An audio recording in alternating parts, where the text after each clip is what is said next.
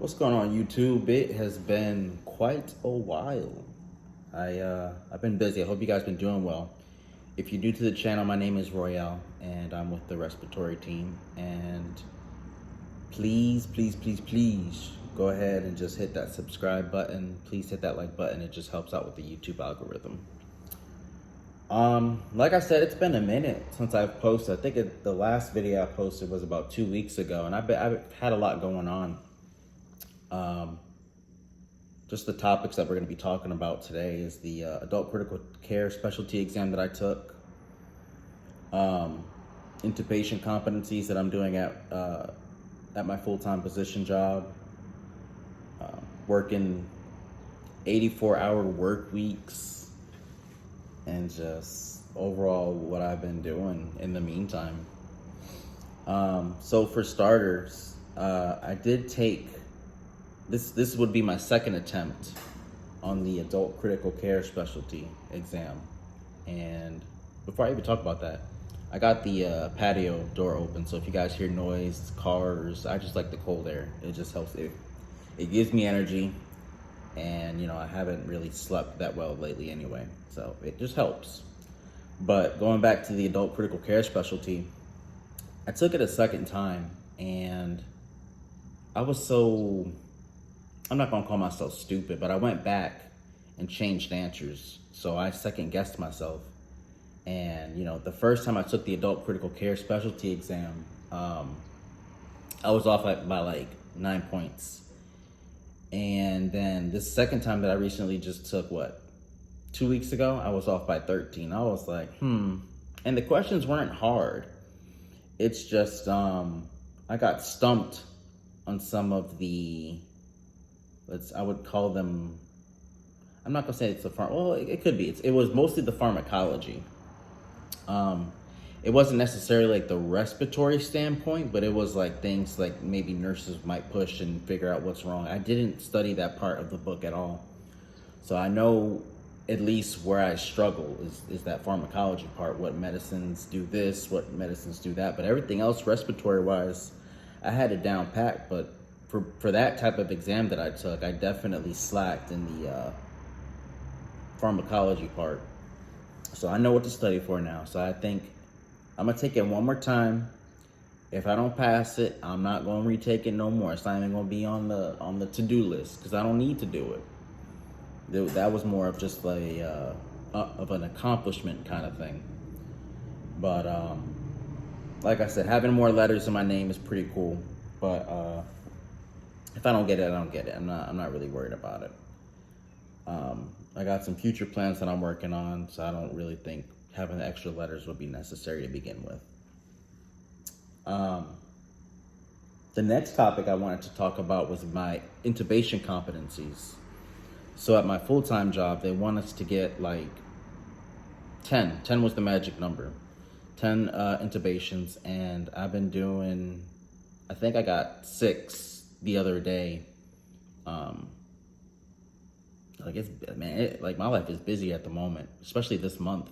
But it's like I got 6 intubations, and I had to get up at like 6:45 in the morning and then get started right at 7:30 and wait for the nurse anesthetist to come in and show me some techniques and tricks.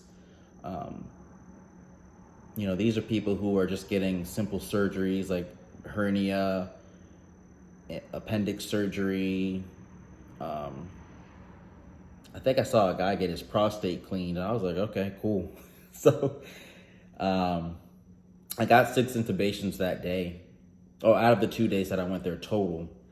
And it was pretty cool. They were very knowledgeable, very patient with, as a 2-year respiratory therapist, I've only intubated without doing the competencies. I've only intubated twice in my whole career. But it is what it is.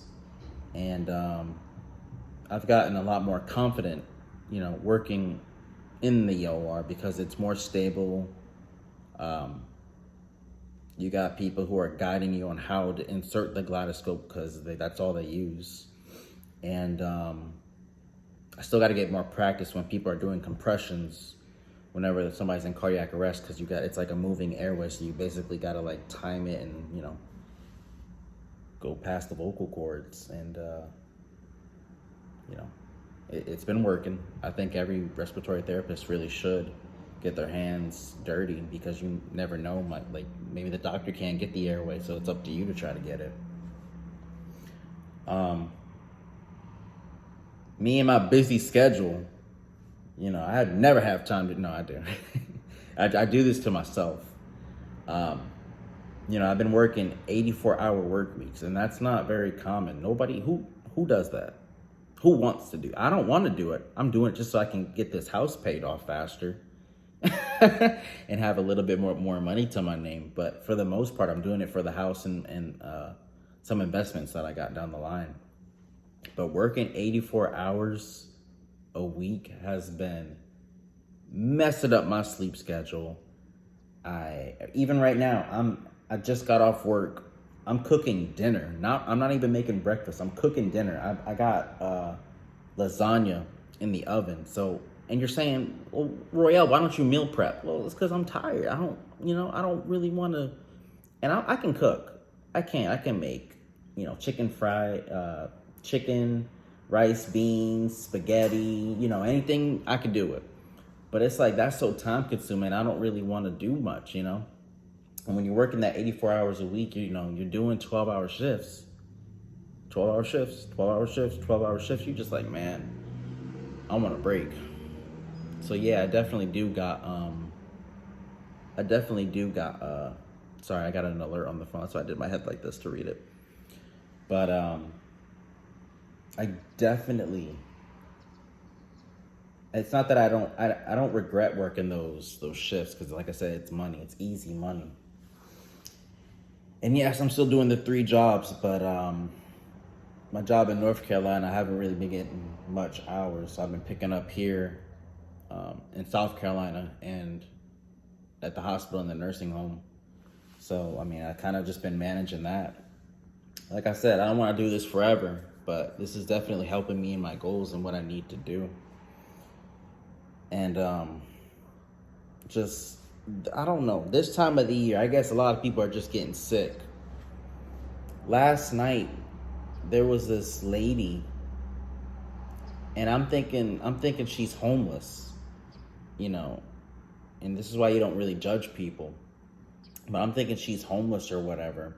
But they called saying she's respiratory distress, and she was sat in about 78%.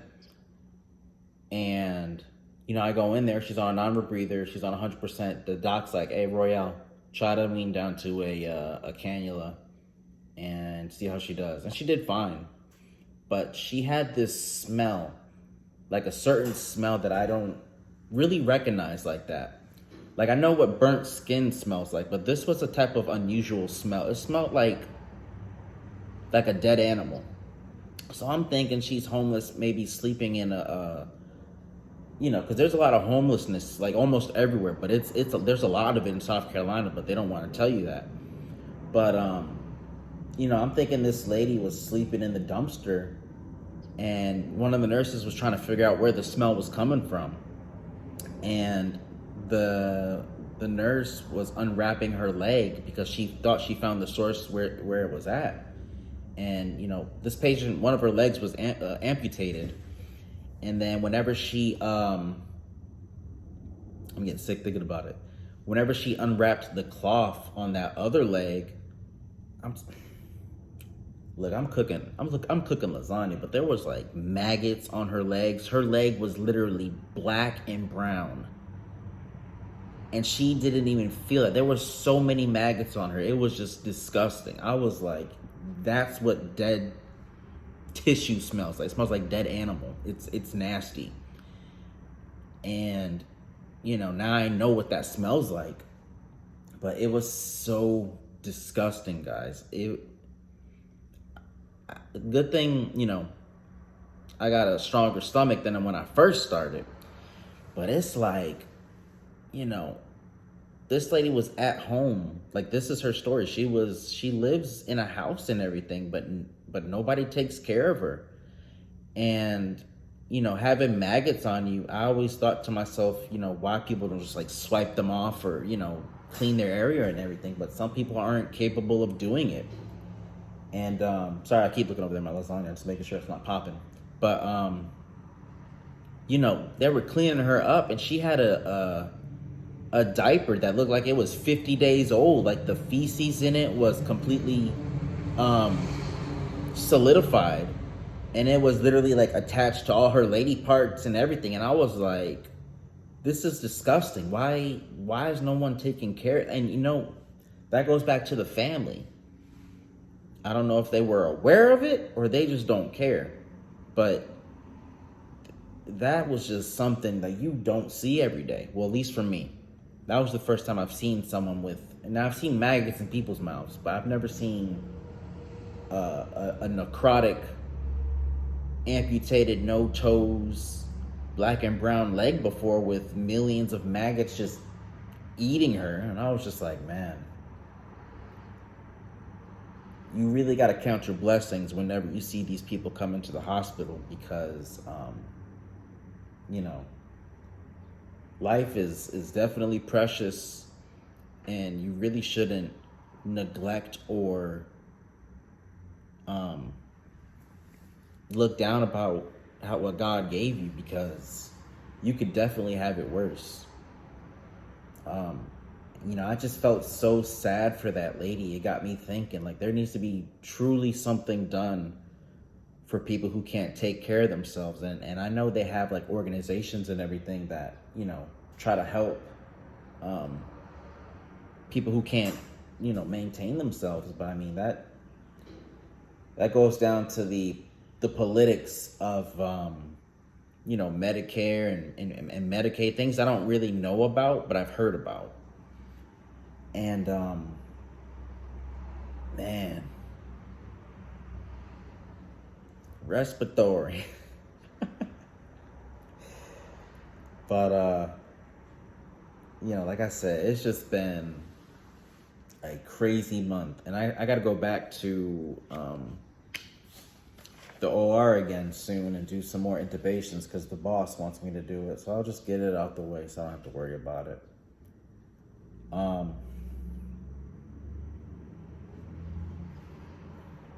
Man,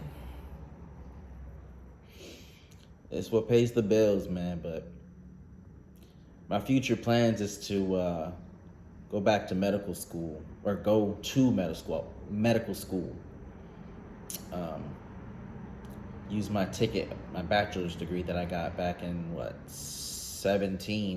2017, and try to work with like ECMO. Try to get into surgery. More on that later in future videos. But I mean, like I said, respiratory, there's never really a dull moment. You see all sorts of things clearly. I've seen people's with their heads split open, bullet right through the brain stem, so they can't even be alive to begin with. Like, it's just, people just really cannot take care of themselves. And I've been watching the news lately too. The homelessness population is starting to be more senior citizens, because the cost of living is just astronomically high. So it's just things like that to consider. Something needs to be done about stuff like that. But I mean, like I said, I just wanted to recap with you guys what I've been doing, and I'm still alive. I ain't going nowhere. And just being busy, just doing what I'm doing, saving people's lives, one breathing treatment at a time, one BiPAP at a time, one endotracheal tube at a time, one high flow.